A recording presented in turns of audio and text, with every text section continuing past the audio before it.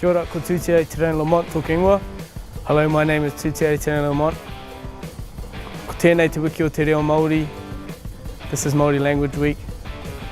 Ko tēnei tōku ao hākina kina. This is my home, which is CrossFit. Koinei he taheke, this is a push-up.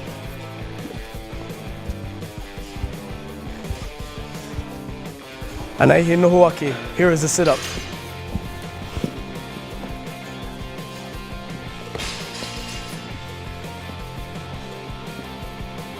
Anei he poho tū, this is a burpee.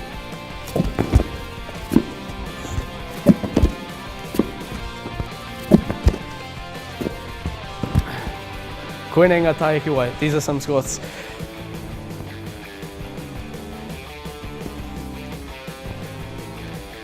Koinei ngā tukipapa, these are lunges.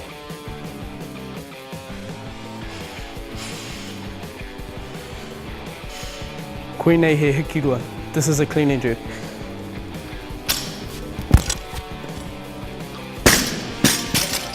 Koinei he hikitahi, this is a snatch.